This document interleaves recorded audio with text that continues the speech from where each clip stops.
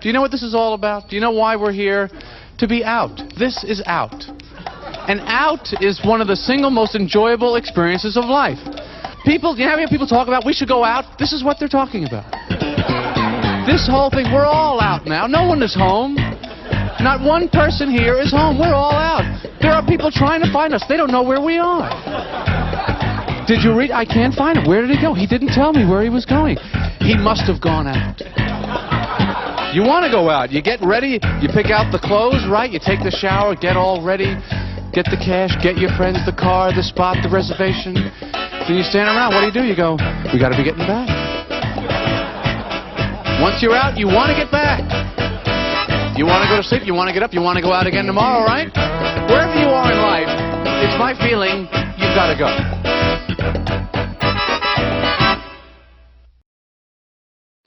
So I'm online at the supermarket. 2 women in front of me. One of them, her total was $8. The other, $3. They both, of course, choose to pay by the use of the... Check. Now, the fact is, if it is a woman in front of you that's writing out the check, you'll not be waiting long. I have noticed that women are very fast with checks, you know, because they write out so many checks. The keys they can never find in their purse. They don't know where that is. But the checkbook, they got that. They never fumble for the checkbook. They've got the checkbook comes out of a holster. Who do I make it out to? There's my ID.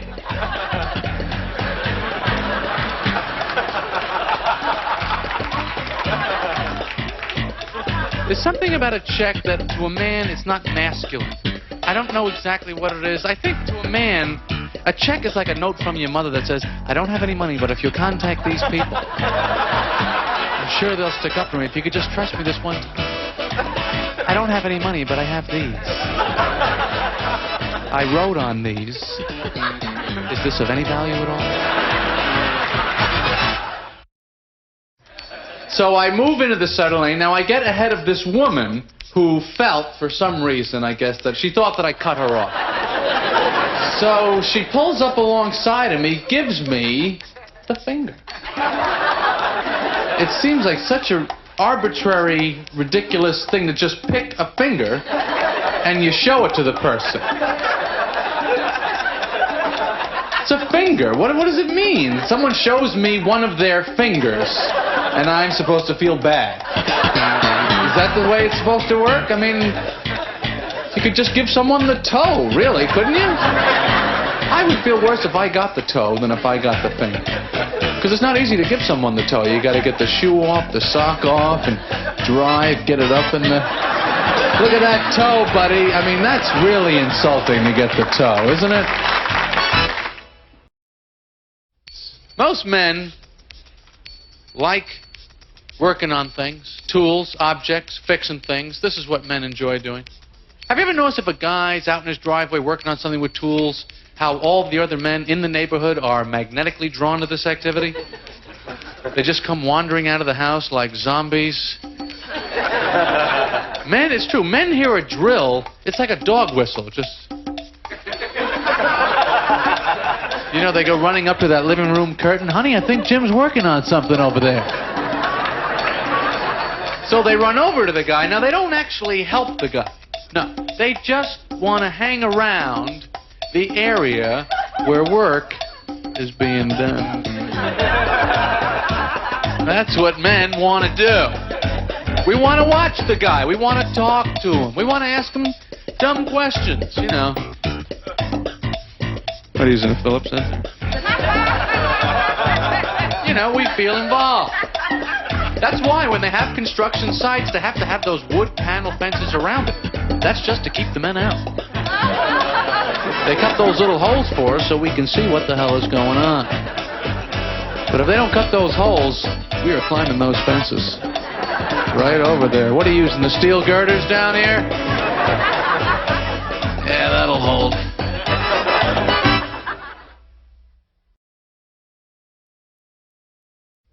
Went out to dinner the other night. Check came at the end of the meal, as it always does. Never liked the check at the end of the meal system. Because money's a very different thing before and after you eat. Before you eat, money has no value. You know how you don't care about money when you're hungry? You sit down in a restaurant, you're like the ruler of an empire. More drinks! Appetizers! Quickly, quickly! It will be the greatest meal of our lives. Then after the meal, you know, you got the pants open, you got the napkins destroyed, cigarette butt in the mashed potatoes. Then the check comes at that moment. People are always upset, you know? They're mystified by the check. What is this? How could this be? They start passing it around the table. Does this look right to you? We're not hungry now. Why are we buying all this food? I'm always in traffic with the lane expert. You know this type of person? Constantly re-evaluating their lane choice. Never quite sure, is this the best lane for me, for my life? They're always a little bit ahead of you. Could I get in over there? Could I get ahead of you? Could I get in there? Yeah, come on over here, pal. We're zooming over here. This is the secret lane. Nobody knows about it. I think the ultimate psychological test of traffic is the total dead stop. Not even rolling, and you look out the window, you can see gum clearly. But we know that in the future, traffic will get even worse than that. I mean, what will happen? Will it start moving backwards, I wonder? I mean, is that possible? That someday we'll be going, boy, this is some really bad traffic now, boy. This is really bad. I'm going to try and get off and get back on going the other way. My parents live in Florida now. They moved there last year. They didn't want to move to Florida, but they're in their 60s, and that's the law. You know how it works. They got the leisure police. They pull up in front of the old people's house with a golf cart, jump out. Let's go, Pop. White belt, white pants, white shoes. Get in the back. Drop the snow shovel right there. Drop it. I am not much for the family gathering. You ever sit there and the conversation is so boring, it's so dull, and you start to fantasize. You know, you think, what if I just got up and jumped out that window? Wonder what, you know, just crashed right through the glass, you know. Come back in, there's broken glass, everybody's all upset. No, I'm all right. I was just a little bored there. And, no, I'm fine. I came back. I wanted to hear a little more about that Hummel collection, Aunt Rose. Let's pick it up right there. I hate clothes, okay?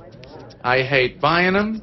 I hate picking them out of my closet. I can't stand every day trying to come up with little outfits for myself. I think eventually fashion won't even exist. It won't. I think eventually we'll all be wearing the same thing. Because anytime I see a movie or a TV show where there's people from the future or another planet, they're all wearing the same thing. Somehow they decided this is going to be our outfit. One-piece silver jumpsuit, V-stripe, and boots. That's it. We should come up with an outfit for Earth. An Earth outfit. We should vote on it. Candidates propose different outfits. No speeches. They walk out, twirl, walk off. We just sit in the audience and go, that was nice. I could wear that. The bad thing about television is that everybody you see on television is doing something better than what you're doing. You never see anybody on TV, like, just sliding off the front of the sofa with potato chip crumbs on their face. Some people have a little too much fun on television. The soda commercial people, where do they summon this enthusiasm? Have you seen them? We have soda, we have soda, we have soda. Jumping, laughing, flying through the air. It's a can of soda.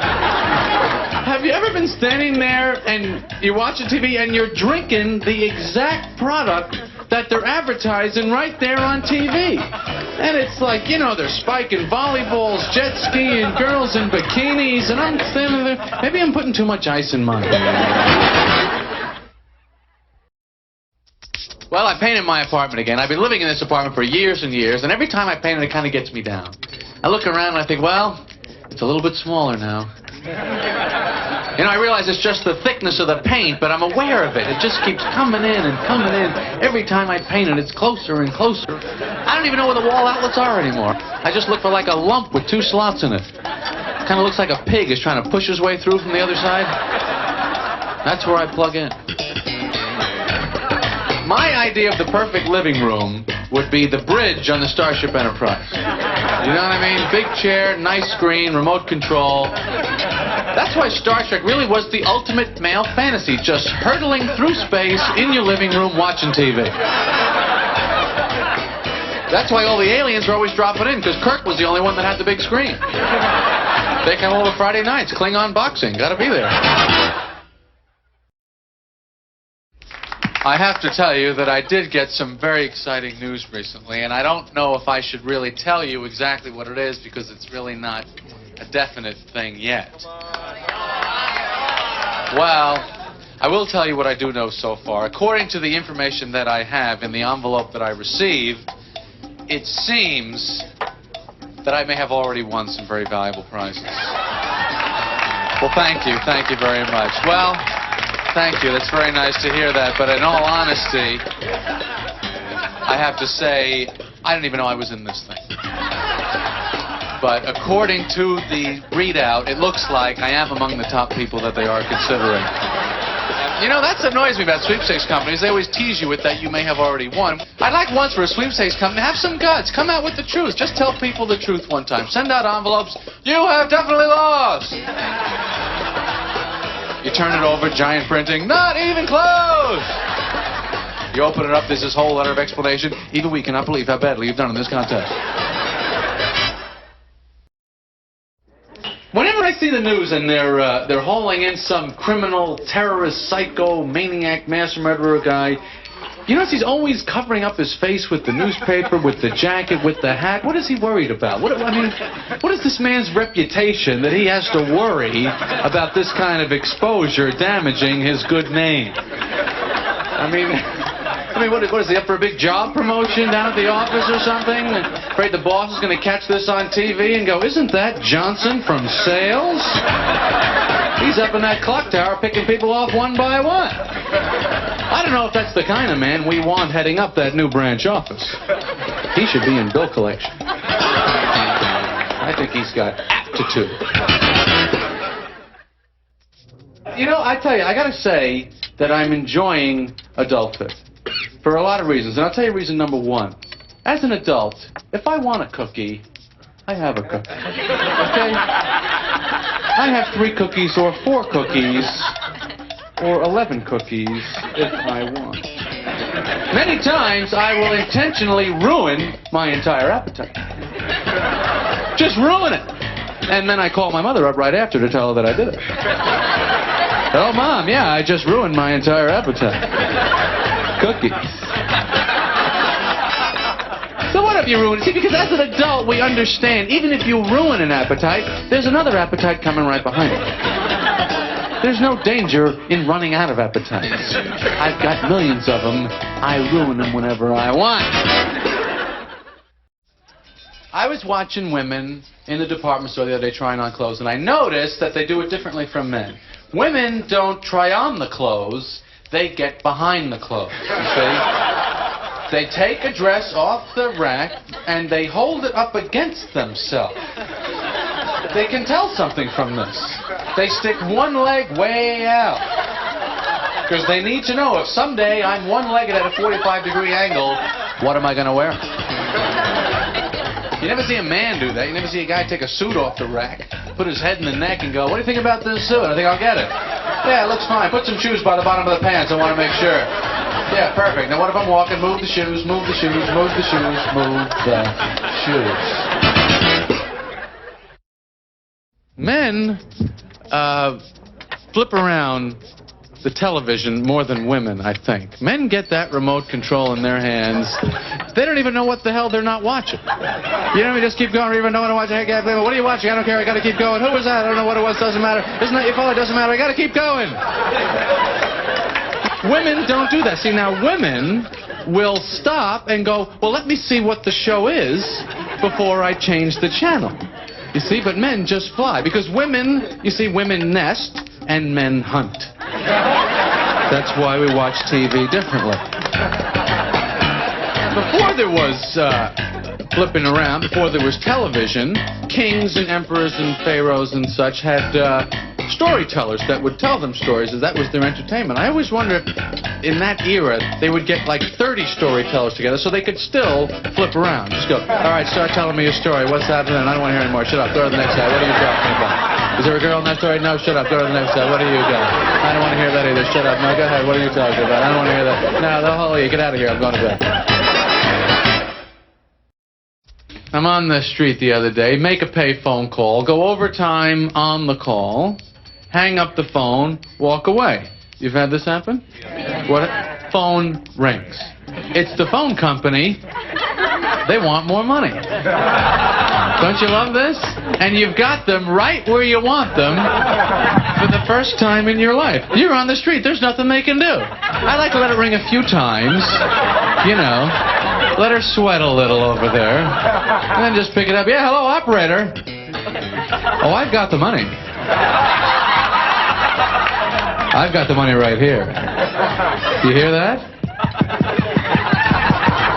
That's a quarter.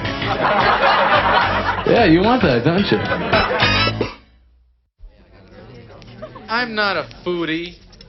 I don't...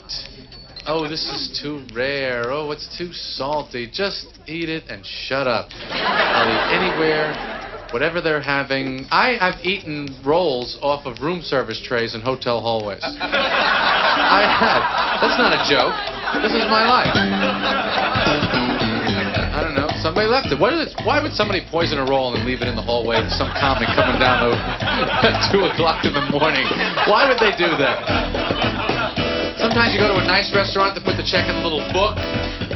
What is this, the story of the bill? Once upon a time, there were some very hungry people. What is this? Little gold tassel hanging down. Am I graduating from the restaurant? What is this about? But it's very hard to find the store that you want in the mall. They have the directory, but the problem with it is, even if you figure out where you are and where you want to go, you still don't really know sometimes which way to walk, because it's an upright mat.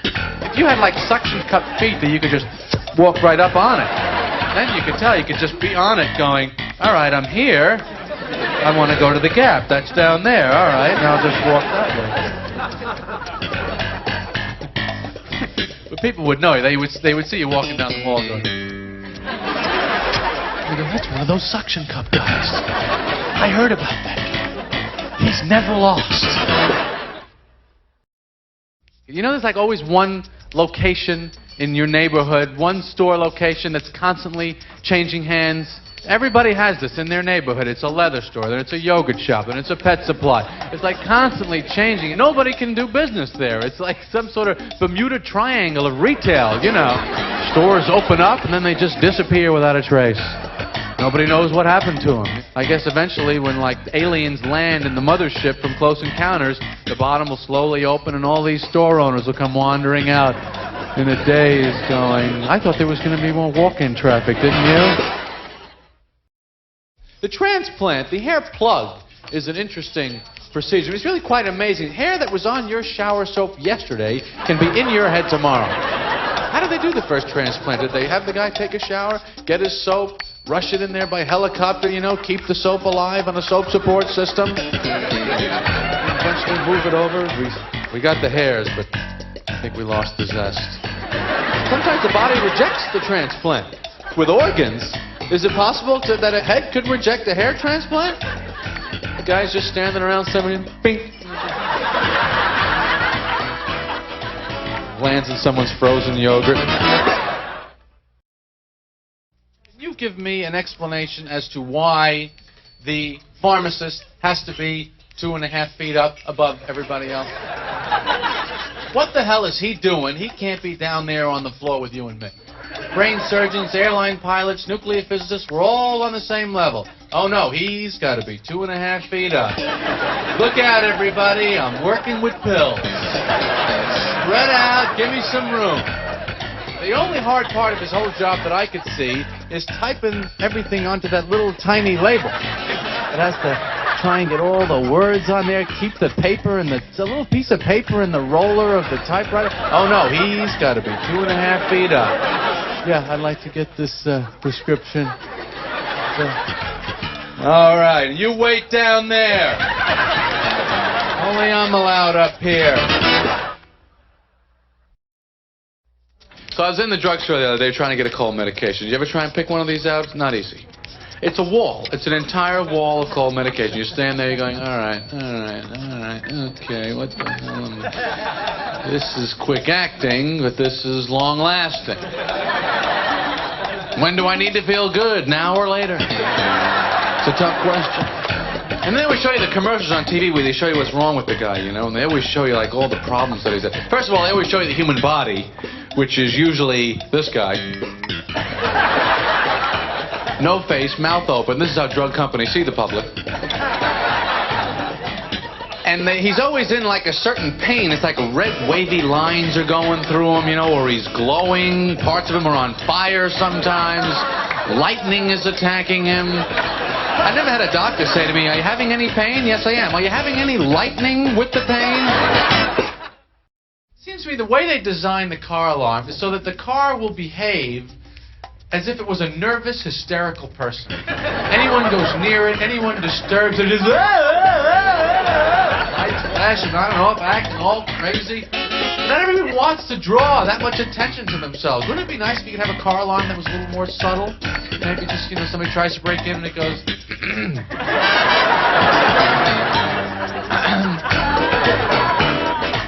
Excuse me? I would like a car alarm like that. Every mall has a Hofritz in it. I'm sorry, this has got to be a little bit of a scary place to work. I don't know how you feel about it. You want to be standing in there having people coming in all day going, I need knives. I need more knives. Do you have any bigger knives?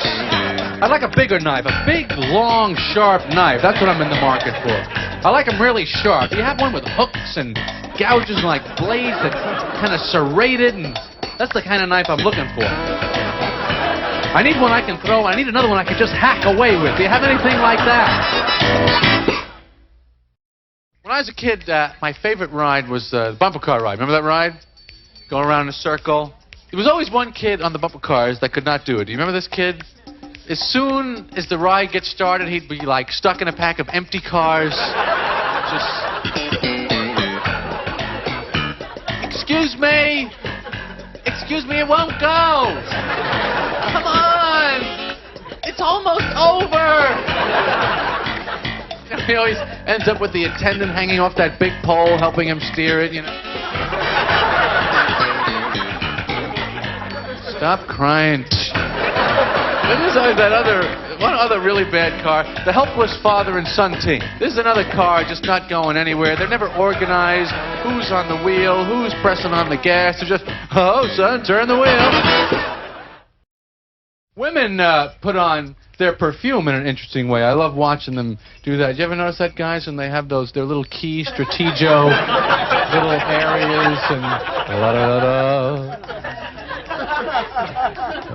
places they think we're going.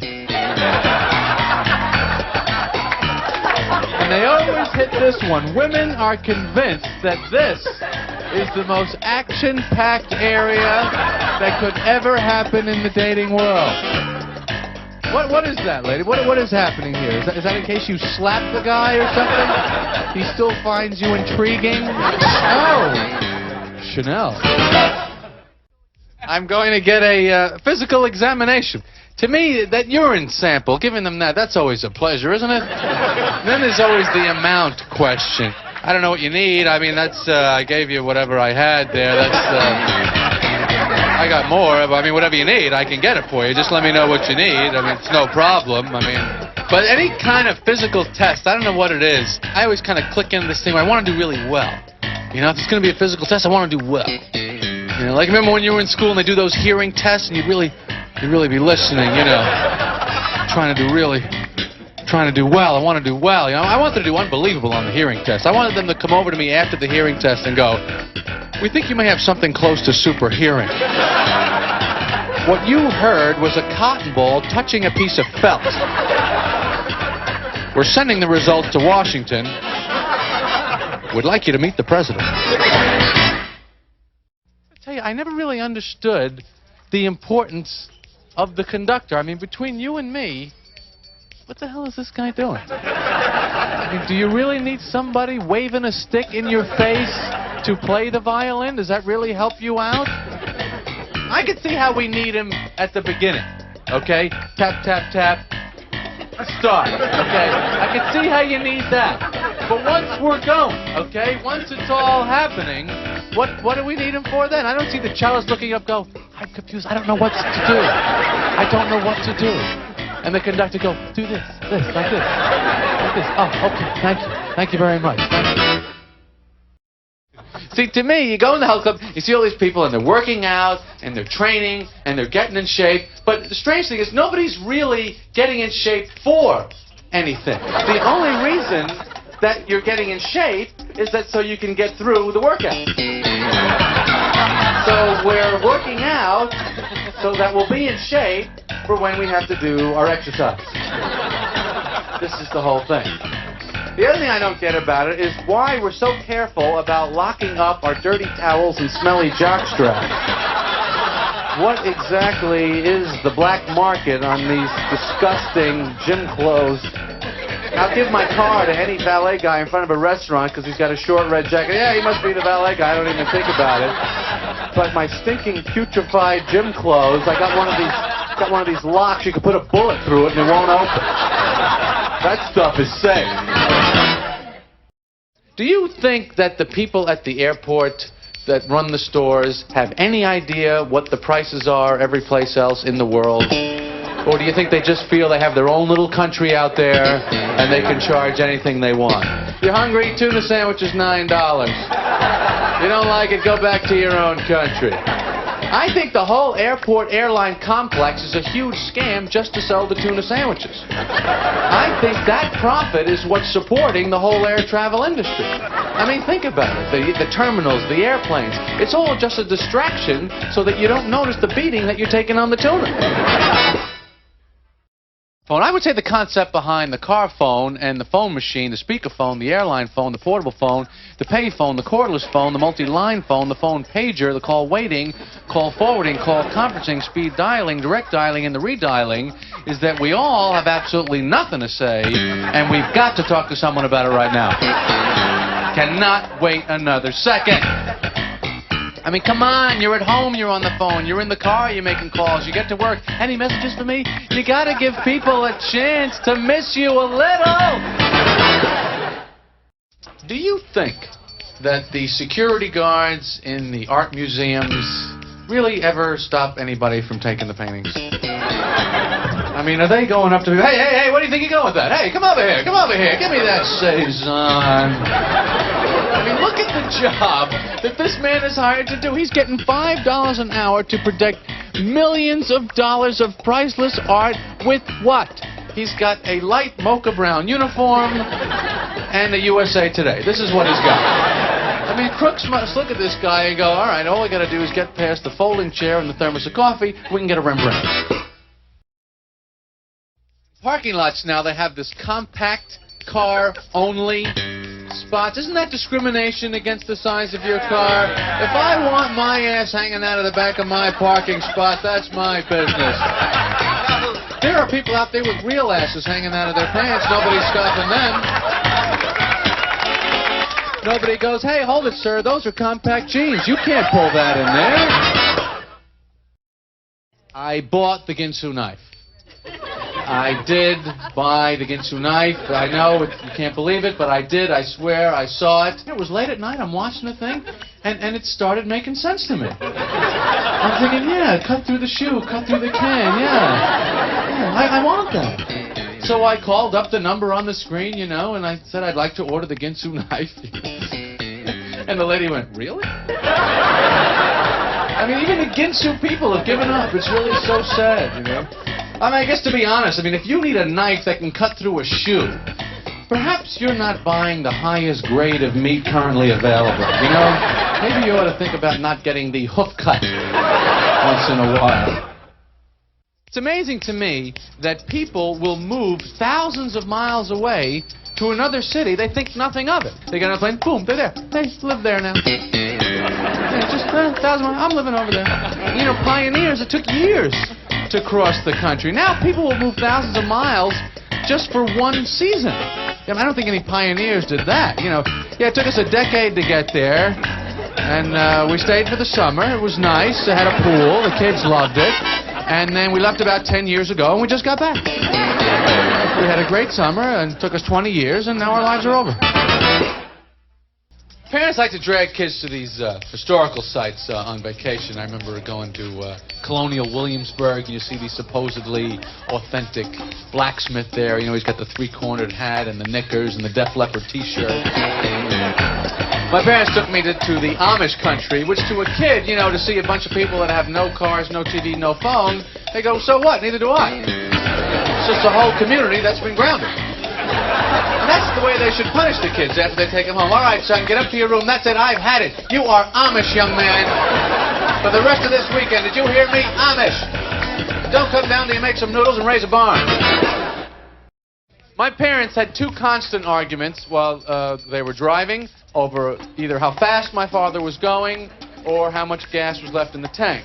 My father had a standard defense for either one of these. It was always, that's because you're looking at it from an angle. If you were over here, it looks from where you're sitting. It looks like I'm doing 90 on empty. But that's because you're over there. If you were over here, you'd know I'm in the driveway with a full tank.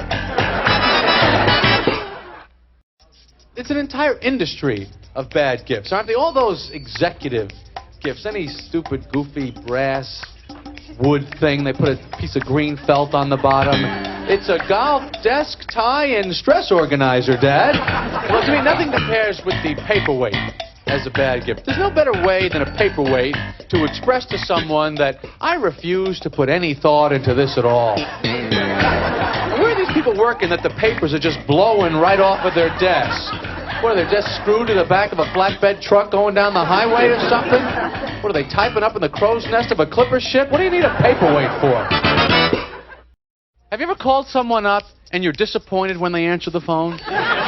You wanted the machine. And you're always kind of thrown off. You go, oh, I didn't know you were there. I just wanted to leave a message saying, sorry, I missed you. So here what we have is two people hate each other, don't really ever want to talk, but the phone machine is like this relationship respirator keeping these marginal brain-dead relationships alive, and we all do it. Why? So that when we come home, you can see that little flashing red light. You go, all right, messages. You see, people need that. It's very important for human beings to feel that they are popular and well-liked amongst a large group of people that we don't care for.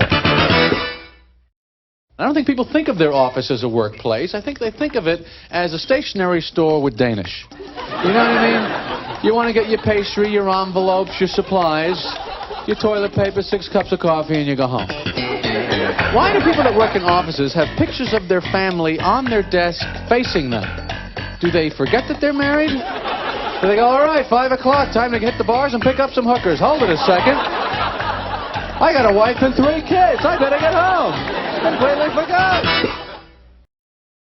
I think the idea behind the tuxedo is kind of the woman's point of view that men are all the same. We might as well dress them that way.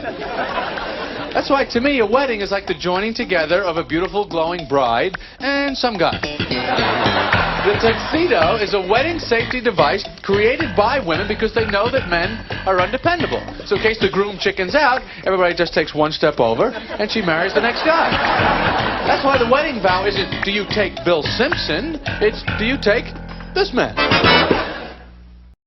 There's no easy way to break off any relationship. I think when you first start dating, they ought to give you 3 get-out-of-relationship-free cards. You know what I mean? So you could just go up to the person and go, here you go, I'm sorry, I'll grab the tennis racket, don't even bother to get up, have a good one, sorry.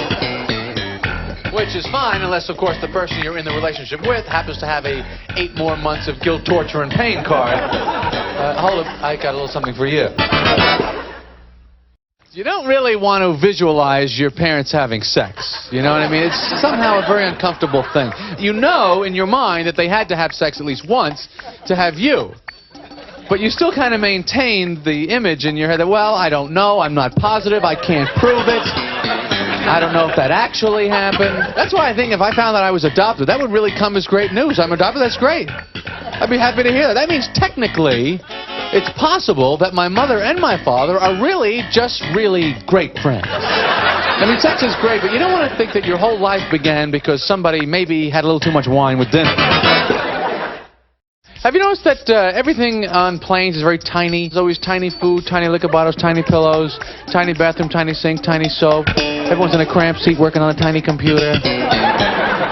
There's always a small problem, be a slight delay, will be a bit late if you could be a little patient. We're just trying to get one of those little trucks to pull us up a little closer to the jetway so you can walk down the narrow hallway. There'll be a man there in a tight suit and he'll tell you you have very little time to make your connecting flight. So move it. So I went to a fashion show. First of all, the whole concept of modeling is counterproductive to the fashion industry. Because when these women are around, who's looking at clothes? I didn't notice any of the clothes. We're all applauding. Yeah, what are we applauding? We're applauding. There's great-looking women here. Yeah, this is great.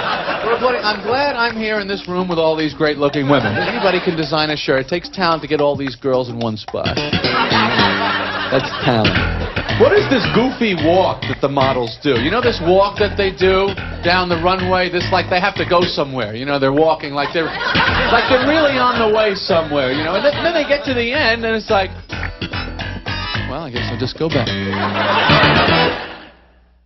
What is with the age gap hiring policy at most movie theaters? Have you noticed they never hire anyone between the ages of 15 and 80? You know what I mean? Like the girl that sells you the ticket, she's 10. Then there's the guy that rips it, he's 102. Well, what happened in the middle there? Couldn't find anybody? It's like they want to show you how life comes full circle. You know, you're 15, you're selling the tickets, then you leave, you go out, you have a family, kids, marriage, career, grandchildren. 80 years later, you're back at the same theater, 3 feet away, ripping tickets. It took you 80 years to move 3 feet. What are lawyers really? To me, a lawyer is basically the person that knows the rules of the country. We're all throwing the dice, playing the game, moving our pieces around the board, but if there's a problem, the lawyer is the only person that has read the inside of the top of the box. I think one of the fun things for them is to say objection. Objection! Objection, Your Honor. Objection, of course, is the adult version of afraid not.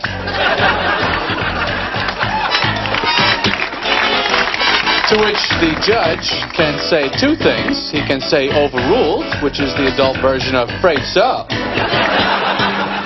Or he can say sustained, which is the adult version of duh. The basic problem with the beginning of the relationship, I think, is that each person has their own sexual timetable of what should happen when that the other person knows nothing about. That's why I really think we need some sort of sexual rule book where it's written down and agreed upon sexual standard dating procedure. You know what I mean? So if there's any problems, you can go, look, honey, I'm very sorry, but we've been out 3 times, and according to Article 7, Section 5, there's got to be some physical contact, as you can see right there. Otherwise, I will report you to the board, and they can put out a warrant for an embrace. I am getting a little tired of pretending I'm excited every time it's somebody's birthday. You know what I mean?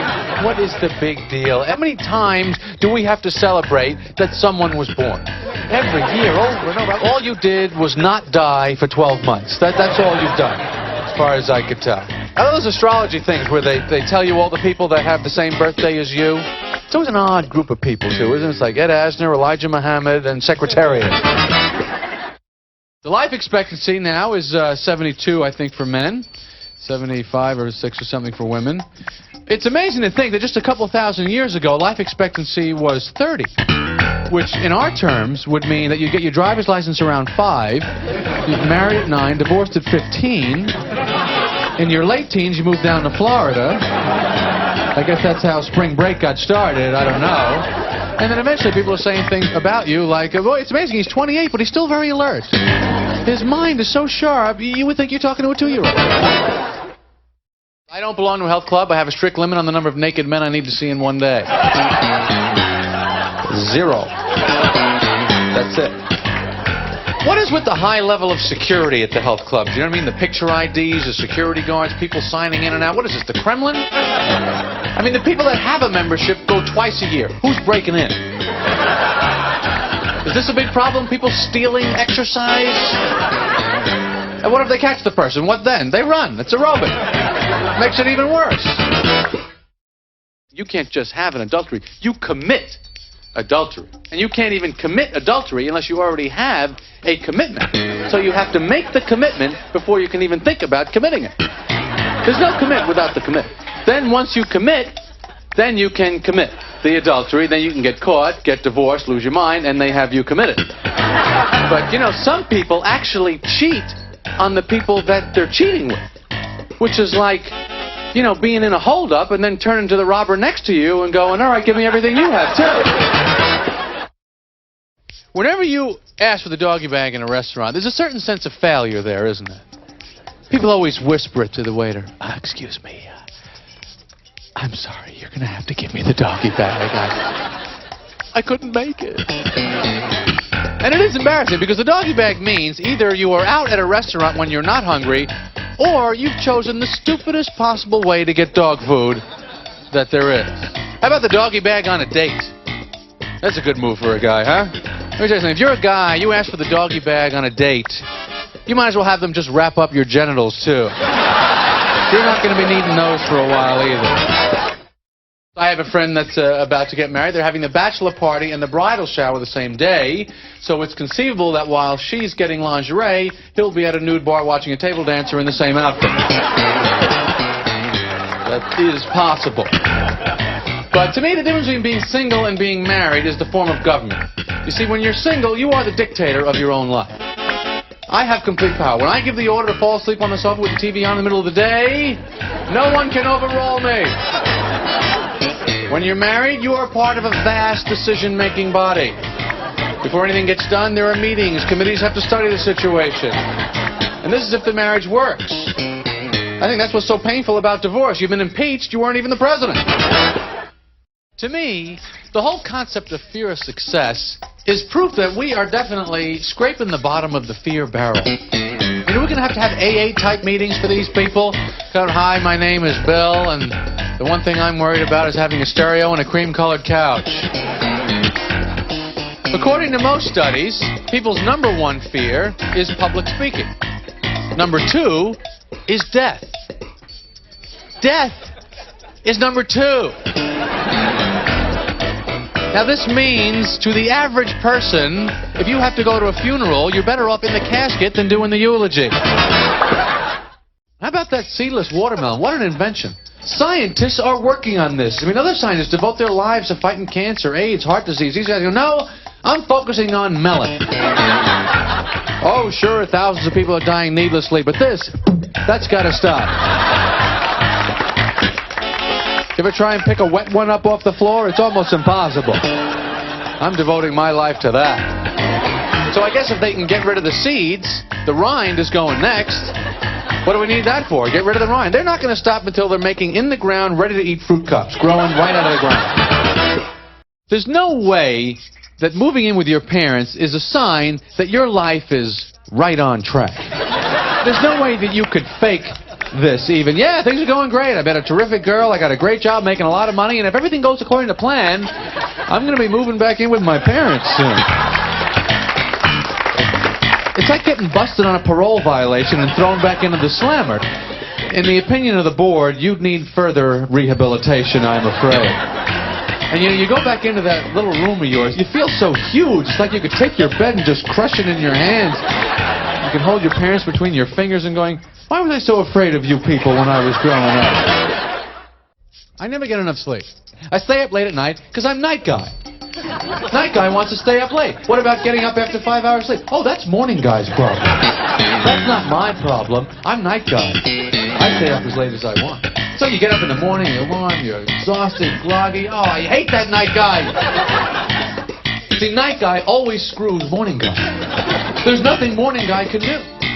The only thing morning guy can do is try and oversleep often enough so that day guy loses his job and night guy has no money to go out anymore. To me, government is basically parents for adults. Especially the IRS. The IRS is like Ward and June Cleaver. And we're all Wally and the Beaver. And your accountant is Eddie Haskell showing you all these neat tricks to get away with stuff. Which is fine unless you get audited. Then you don't want some wise guy in a suit just standing there going, you have a very lovely office here, sir. Because jail is the government's way of sending you to your room. And when you meet Whitey and Lumpy in the joint, there's really going to be something wrong with the beaver. If you look at a hospital, the basic treatment everybody gets is to lie in a bed. Whatever's wrong with a human being, lie down. Doctor never says to you, well, your condition isn't as bad as we originally thought. We want you to kind of lean against a door jamb for 7 to 10 days. See how that feels. Right? It's always a bed. Unless you go to the emergency room, then it's a chair. You've been shot, you've been stabbed, you've been run over. Have a seat. There's always a very interesting cultural, ethnic mix to the hospital staff, isn't it? It's like a local news team in there. The doctor's like the anchor man, he's got the white hair, he's in charge. The nurse is like the feature reporter, you know. You listen to her, but it's always, and now, back to your doctor. You know, and the orderlies come in with the food and the bedpans, and that's like your sports and weather. Professional tennis. To me, I don't understand all the shushing. Why are they always shushing? Shh, shh. Don't the players know that we're there? Should we duck down behind the seat so they don't see us watching them? To me, tennis is basically just ping pong, and the players are standing on the table. That's all it is. And that goofy scoring, you win 1 point, all of a sudden you're up by 15. 2 points, 30 love. 30 love. Sounds like an English call girl. That'll be 30 love. And could you be a little quieter next time, please? I had glasses when I was 10 years old. Anybody beat that? Anybody got them younger than that? 7? 2?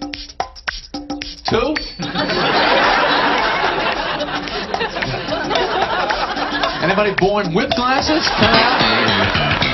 Actually come out of the birth canal and go, that was a hell of a delivery, I'll tell you that. Can I clean these? Does anybody have one of those little claws? I was just born. They're a little smudgy. The old-fashioned barbershop is, unfortunately, becoming a thing of the past. Now, what went wrong?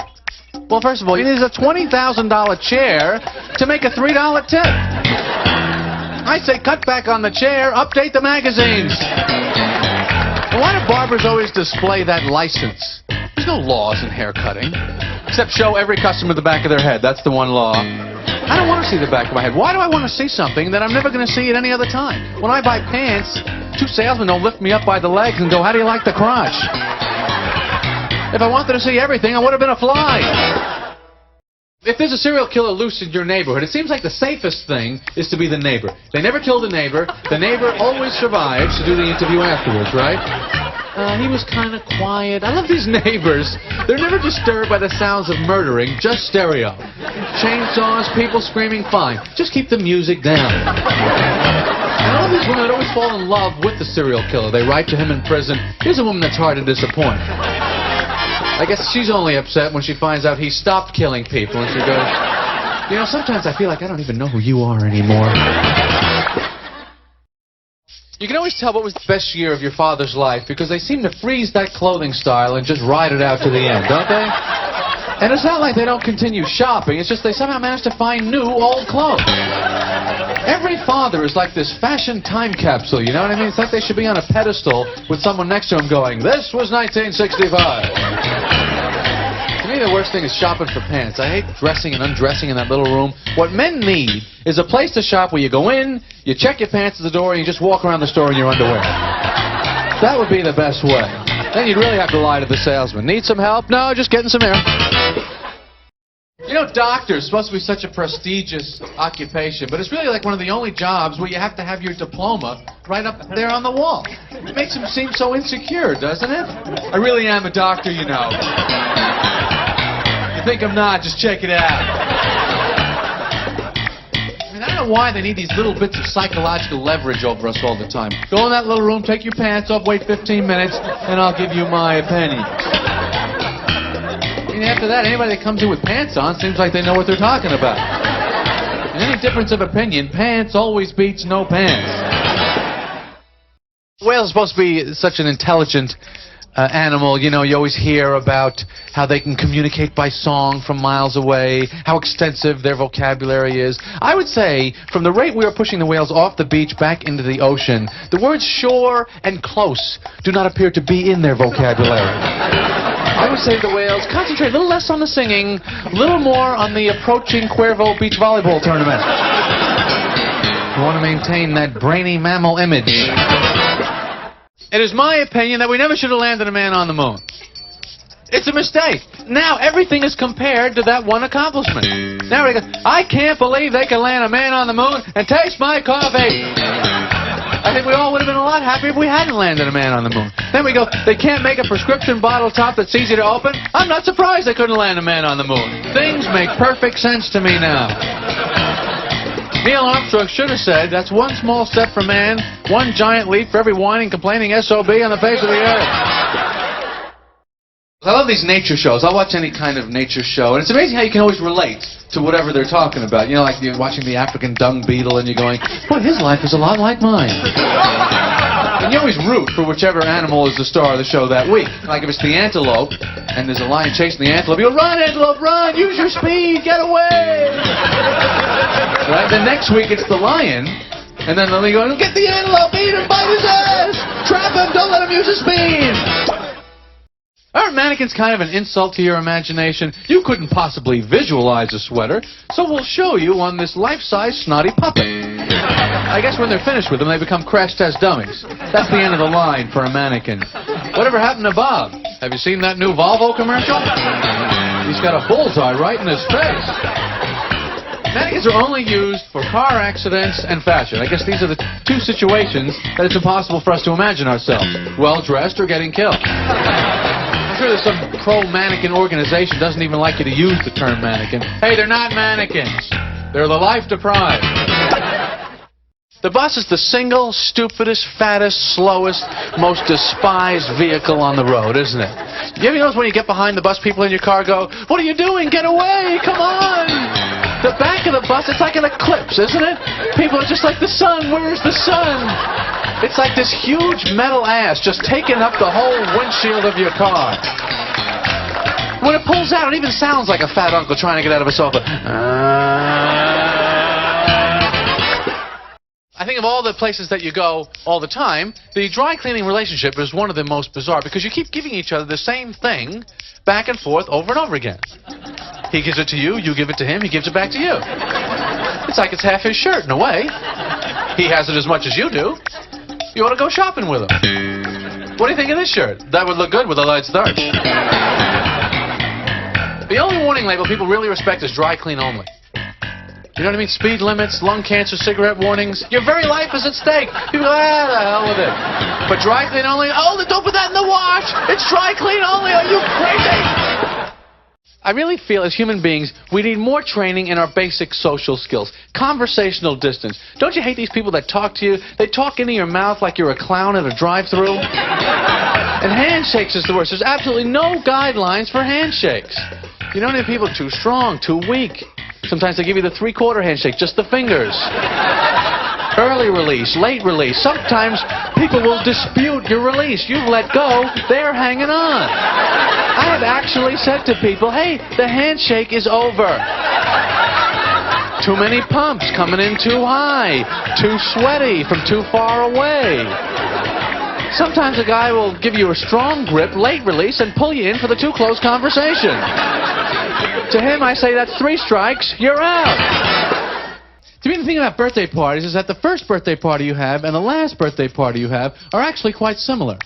You know, you just kind of sit there. You're the least excited person at the party. You don't even really realize that there is a party. You don't know what's going on. Both birthday parties, people kind of have to help you blow out the candles. You can't do it. You don't even know why you're doing it. What is this ritual? What is going on? It's also the only 2 birthday parties where other people have to gather your friends together for you. Sometimes they're not even your friends. They make the judgment. They bring them in, they sit them down, and they tell you, these are your friends. Tell them thank you for coming to my birthday party. I find the human fascination with water is amazing. We're constantly going to beaches, pools, lakes, rivers. We're swimming, we're snorkeling, we're scuba diving, we bathe in it. Our bodies are mostly made of water. Everyone's carrying around these bottles of water. It's like, we can't get enough water unless it rains. Then we're like, oh, look, I'm soaked. I am literally drenched. For some reason, we have a huge problem with small flying water. It'll just stop us right in our tracks. Oh, I felt a drop.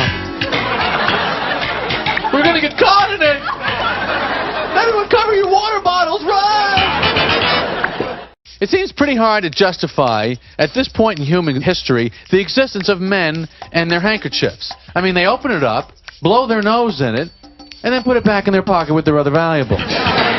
Wallet, keys, mucus, yup, got everything. Is it because men can't give birth, or they're just proud of anything that comes out of us?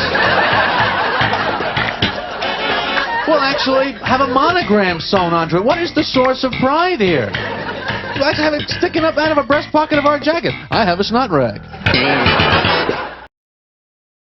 I've always wondered why baseball is so associated with sex. He's playing the field. Who he scored? He didn't get to first base. I struck out. Why? She wanted a diamond. It's always baseball. Always baseball. As far as baseball goes, I prefer the fat umpires. I feel if you're on the field and you're not in the game, you should be in the worst physical condition a human being could possibly be. They should be allowed to eat during the game. We're a little too into sports in this country. I think we got to throttle back. You know what I mean? People come home from these games. We won! We won! No, they won. You watched. I find it fascinating when you go in the stationery store that they're manufacturing millions of pens constantly. We're all buying them. I must have bought 6,000 Bics in my life. I've used up maybe 2 of them. Where's the rest of them? When you move the refrigerator, there's always a couple back there, but that doesn't account for it. Where are all the pens? That's why it's so embarrassing if you don't have one. You got a pen? Can I borrow a pen? We always have to whisper because it's so humiliating. I don't have a pen. They're making millions of them every week. I know. Where are they? There's something very insincere about these greeting cards that we send back and forth to each other all the time. They're like these little $1 folded paper emotional prostitutes, isn't it? I don't know what my feelings are, so I'll just pay some total stranger $1 to make up this little Hallmark hooker to do the job for me. So I can go, here, I didn't write this, but whatever they wrote, I think the same thing. Wouldn't it be better if we just had one card that covered every occasion for everybody in one shot? Just happy birthday, Merry Christmas, happy anniversary, congratulations, it's a boy, and our deepest sympathies. Signed, the whole office. I think the thing I admire most about the Chinese is that they're hanging in there with the chopsticks. Because if you think about it, you know they've seen the fork by now. I'm sure they've seen the spoon. They're going, yeah, they're okay. We're going to stay with the sticks. I mean, I don't know how they missed it. Thousands of years ago, a Chinese farmer gets up, has his breakfast with the chopstick, goes out and works all day in the field with a shovel. Hello? Shovel? Not going out there plowing 40 acres with a couple of pool cues.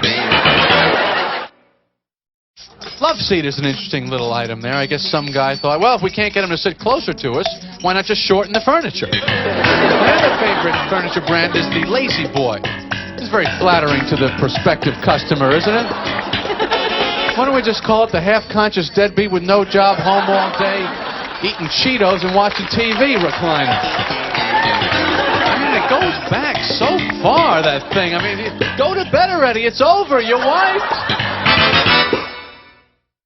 I've never been able to figure out why they make these bizarre toilet seats that they have. You know, like those clear lucite ones with all the coins in it. It's a lovely tribute to our past president, by the way. It's not bad enough Lincoln got shot in the head. We got to pull down our pants and sit on it, too. It's just incomprehensible that you would buy a thing like this, you install it on your toilet seat, and this says what about you? Well, I can't afford to just throw money down the toilet, but look how close I am. If you have a close friend and they get involved with someone in a relationship, it affects your friendship, doesn't it? Because it's like if you were a comedy team, and now there's this third person. You know, it kind of throws off the timing. Who's on first? I don't know. Dear, who do you think is on first? In fact, whenever a friend of mine starts with a new girlfriend, he should just say, I look like the person you used to know, but I've been modified to survive in this relationship. In other words, if we're having an argument and she's there, I may say I totally disagree with you, but what that means is, I'd like to help you out, but I'd rather continue to see her naked. Car names are so stupid, aren't they? No Baron has ever owned a LeBaron. You know, or the Ford LTD. LTD. Limited. It's a limited edition. What do they make, 50 million of those? Yes, it's limited to the number we can sell. Or when they try and mangle a positive word into a car name. You know how they'll do that? The Integra. Oh, integrity? No, Integra. The Supra. Or the Impreza. Yeah? Well, I hope it's not a Lemona. Or you'll be hearing from my lawyer. I don't even know what is supposed to be so attractive about fur. Why does a man want to see a woman in fur? Men want women to shave their legs, shave their armpits, pluck their eyebrows, and then before we go out, we dress them up like a bear? To me, the only reason to wear fur would be if you were trying to sneak up on another animal. You ever see those tribal hunters where they wear the fur and then they have the other animal's head on top of their head? You know, I'm sure there's a moose looking at that going, yeah, that looks real good. Yeah, I'm going to turn my back on this goofball with the extra head because there's nothing fishy going on there. I'll just keep drinking from the stream. I've seen a lot of two-headed tigers with knees. The Christmas tree certainly seems to inspire a love-hate relationship. All that time is spent selecting it and decorating it. And then a week after, it's just thrown somewhere. You see it by the side of the road. Looks like a mob hit. Car slows down, the door opens, and this tree just rolls out. Boom, boom, boom. People snap out of that Christmas spirit like it was a drunken stupor. They just wake up one morning and go, oh my God, there's a tree inside the house. Just throw it anywhere. Tennis is the only sport where the uniform is what you would wear under your clothes in any other sport. You're actually out there in your underwear. Unless in the old days, you know, they would wear those long pants and the big, heavy sweaters. How long did it take them to get over that? We're out here in the hot sun, running around after a ball. What exactly are we all dressed up for? Maybe that's why they started keeping score like that. Point, you know what? Make it 15. I'm dying in this sweater here. Another one got by me. Take another 10 points. Let's just get this over with. Loyalty to any one sports team is pretty hard to justify. Because the players are always changing, the team can move to another city. You're actually rooting for the clothes when you get right down to it. You know what I mean? You are standing and cheering and yelling for your clothes to beat the clothes from another city. Fans will be so in love with a player, but if he goes to another team, they boo him. This is the same human being in a different shirt. They hate him now. Boo! Different shirt! Boo! The big new accessory with eyeglasses seems to be that strap that connects in the back so you can take them on and off, which I don't get, because I thought if you have glasses, isn't that because you need to wear glasses? You need glasses. Isn't that what they say? I mean, an eye doctor doesn't say, would you care for some glasses? When people have crutches, they don't have like a little chain attached to their belt so they could just let go of them every now and then. Why not get a toupee with a rubber band for when you water skiing? I think it just... The whole concept of the wanted poster is got to be the most wildly optimistic crime-fighting idea. I mean, so how does it work? Okay, I'm online at the post office. I see the guy. I see the list of offenses. I check the guy standing in line behind me. If it's not him, that's pretty much all I can do. Okay? It's not that I don't want to help. You know, the annoying thing is you think, why didn't they hold on to this guy when they're taking his picture? No, we don't do it that way. We take their picture and we let them go. So we get the front and side shot. Front is his face, the side is him leaving. Now, I was thinking the other day about hair, and that the weird thing about it is that people will touch other people's hair. You will actually kiss another human being right on the head. But if one of those hairs should somehow be able to get out of that skull and go off on its own, it is now the vilest, most disgusting thing that you can encounter. The same hair. People freak out. There was a hair in the XLS. Remember a few years ago in New York, we had the doorman strike? They have a union in the fancy buildings, and they went out on strike. Now, you would think if any group of people would not want to demonstrate what life would be like without them, it would be doormen. Let's see how they do without us. There's no doorman. People open the door, they walk in. There's, you know. Who's going to walk out next? You know, the guys that clean your windshield at the traffic light with the dirty rag? We demand shorter yellows and longer reds. Buying shoes is one of the great shopping challenges. You ever see someone put on a new pair of shoes? They turn into a zombie as soon as they start walking around the store. Yeah, these are pretty good. Then they have that little 1-foot-high mirror there. What is that about? So I can see what cats will think of my shoes? What is that angle? Bum passed out on the curb. Hey, what do you think of these? I just got them. I've seen them from that angle myself. You know, these pest control companies, they call themselves exterminators, but they can't really do it. The best they can do is get the bugs to go to somebody else's house. They just relocate them. You know what I mean? They're bug realtors is what they are. I think you'll be happy here. There's a lot of crumbs, not much light. They usually sleep through the night, so you'll really have your run of the place most of the time. Nobody really cares about killing insects. Even the animal rights people don't care. You could probably walk into an animal rights organization meeting and hear a speech like, the only way to stop the cruelty of the scientific testing on animals, got it, is to boycott these companies. The worst part about a car breaking down is when you're out on the road, you're a guy, because now you have to get out and pretend like you know what you're doing. You gotta get, all right, honey, I'm gonna go check it out. Walk around the front, open up the hood. That's good, because it obscures her view. That's the main reason you want to do that. You're looking in there, you know, you're hoping you're gonna see something in there. So simple, so obvious, so incredibly easy to fix, even you can handle it. Like a giant on-off switch turned off. How about the little scam the airlines have going now with these special clubs? $150 a year to sit in a room, eat peanuts, drink coffee and soda, and read magazines. Excuse me, isn't this the flight? I already got 4 hours of this coming to me. What am I paying for? How about an I got all my luggage club? Can I get into that? Where is that club? I would like to join that club. Airlines love to divide us up into classes, you know, like when you're sitting in coach, they always have the stewardess always closes that stupid curtain, you know.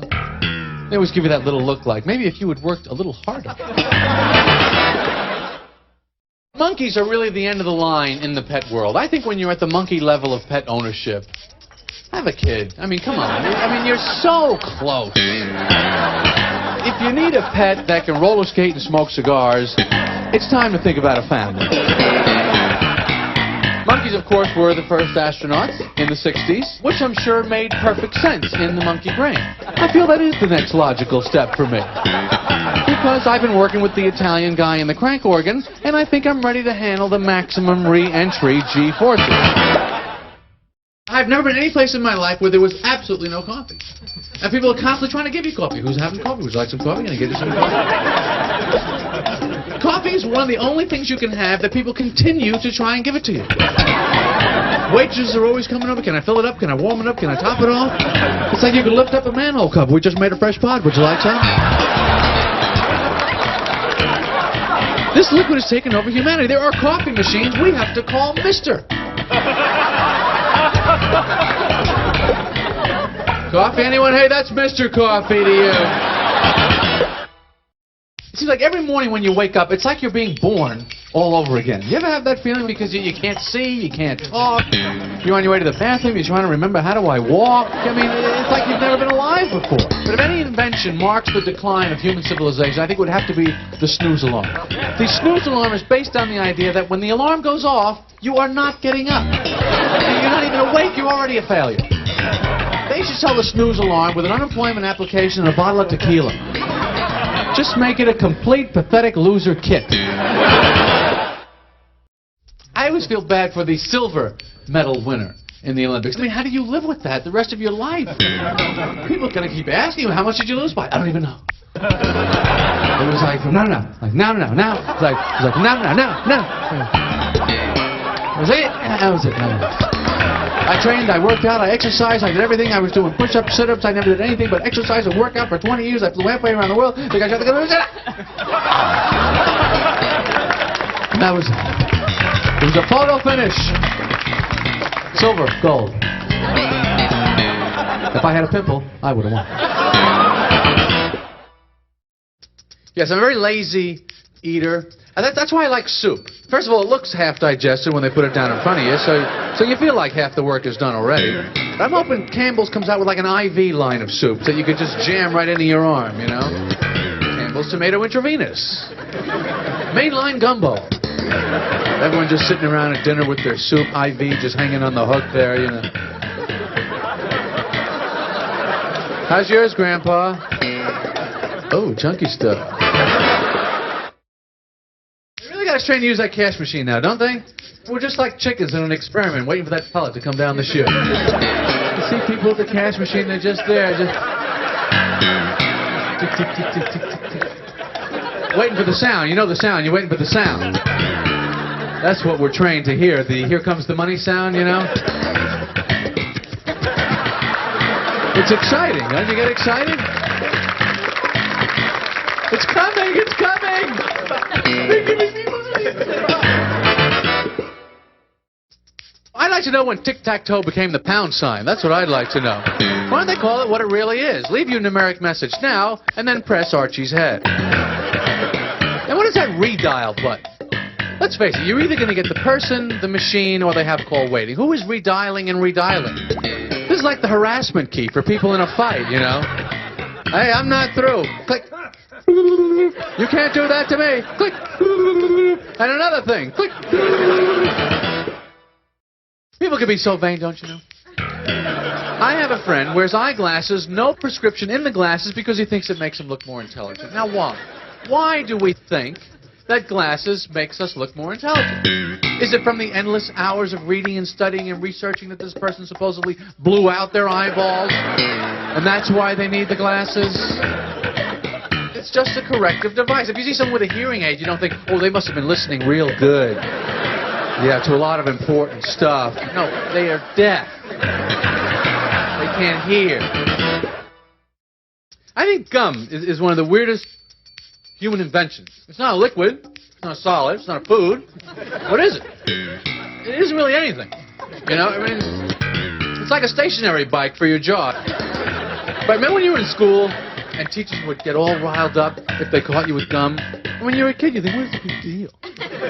But as an adult, I can understand it, because when you're chewing gum, you don't look like you're too thrilled with anything anybody has to say. Oh, World War II, that was an important historical event? Yeah, I'm sure.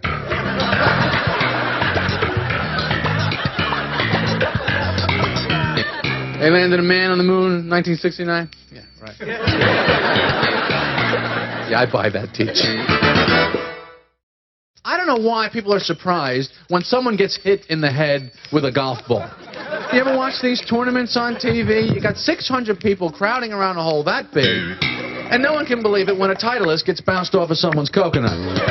You know, you throw a rock into a crowd, that's considered terrorism. But if you have a nice follow-through, you know, that's golf.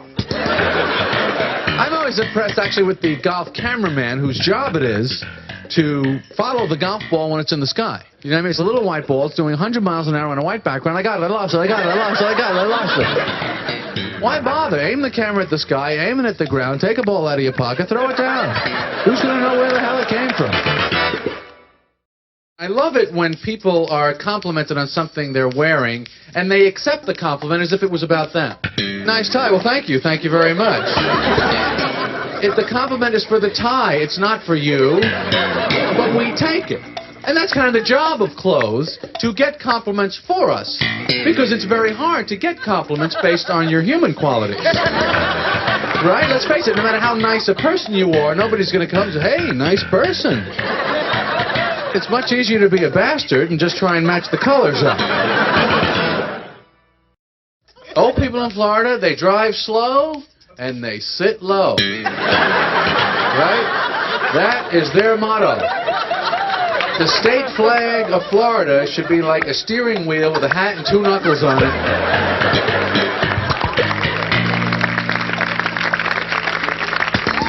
And that left turn signal on from when they left the house that morning. Right? That's a legal term in Florida. It's known as an eventual left. And old people get to a certain age where when they back out of the driveway, they don't look. You know what I mean? They just feel like, well, I'm old, and I'm coming back. I survived. Let's see if you can. You get to a certain point with your parents where really the only thing you can do with them is eat. You can't talk anymore, but you want to at least try and keep your mouths moving. And they're so anxious for it. You know, you come in, how was the plane? You must be hungry. You know, how did you sleep? Are you ready for breakfast? My mother will argue with me about what I like. Can I have a piece of pumpkin pie? You don't like pumpkin pie. Yes, I do. Since when? What's the difference? Can I have it? No. I have never seen you eat a piece of pumpkin pie. And the pilot always comes on with his little announcements. I'm going over this, I'm going over that. I'm taking a left, I'm bringing it up, I'm taking it down. I'm going right, I'm going this way, I'm going that way. And we're back there. Yeah, that's all fine. Just do whatever the hell you gotta do. I don't know what the hell is going on. Do I bother him? Do I go knocking on the cockpit door? I'm having the peanuts now. Just thought you might like to know what we're doing. The other thing I love is when you're in the middle of a dream and your alarm goes off, you incorporate the sound of the alarm into the dream so you can keep sleeping. And you'll make any adjustment in the dream to do it. I was with Marie Antoinette in a dream last night, and she was on the guillotine. The blade came down, her head fell into the basket, it rolled over, and she started singing Neil Diamond's Solitary Man. And I thought, that is not my alarm going off, this is actually happening. I was thinking about the wig historically. I guess the Revolutionary War was the last war fought in wigs, and it seems like that must have been hard. You know, they're going into battle, you think, well, do I have my bullets? Do I have my bobby pins? You know, you got to make sure you have everything. A lot more to worry about. What if I get killed? Is my wig on straight? I don't know when the whole wig thing came into style for men, but I know when it went out. When the mirror was invented. The guy is looking in a mirror, powdering a thatch of horsehair on his head, going, all right, let's go rap to the lady.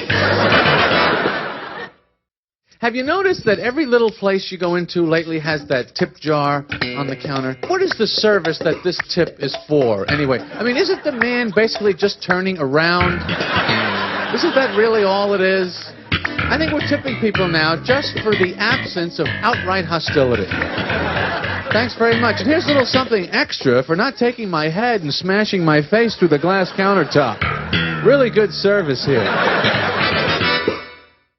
I love when you get your car back from the car place and it's got that paper mat on the floor. Like they're so obsessed with cleanliness. I don't even want their shoes to touch the carpet. Meanwhile, the mechanic comes out. He looks like Al Jolson. He's covered in goo from head to toe. You can't even see him. Although I prefer that to when they have the lab coat, the clipboard, and the nice glasses. Now you know you're getting screwed. Can I see it? You better not. It's idling quietly right now. I think it should stay overnight. We want to keep an eye on it, and we want to keep the bill running up. The whole concept of being separated, to me, is strange. It's like you're engaged to be divorced. We're going to try and make not being together work. First we were separated, then we met, and then we were together. Now we're going to try and be separated again. We think actually some sort of giant rubber band might be the best solution. Of course, when you were a kid in school, you get separated for having too good a time. If you two kids don't stop laughing and having fun, I'm going to have to separate you. Then the kid finds out his parents are breaking up, and he thinks it's because they got caught fooling around, which is probably true. I think if the wedding invitations were left up to the men, we'd just drive around sticking flyers in windshields, you know. Not even typed up either, just magic markers, Xeroxed, you know. Party! What's needed is a divorce announcement. Mr. and Mrs. Fred Johnson request the honor of your presence at the returning of their daughter back to Mr. and Mrs. Fred Johnson. It seems like whenever these office people call you in for a meeting, the whole thing is about the sitting down. I would really like to sit down with you. I think we need to sit down and talk. Why don't you come in and we'll sit down? Because sometimes the sitting down doesn't work. People get mad at the sitting. You know, we've been sitting here for I don't know how long. How much longer are we just going to sit here? I'll tell you what I think we should do. I think we should all sleep on it. Maybe we're not getting down low enough. Maybe if we all lie down, then our brains will work.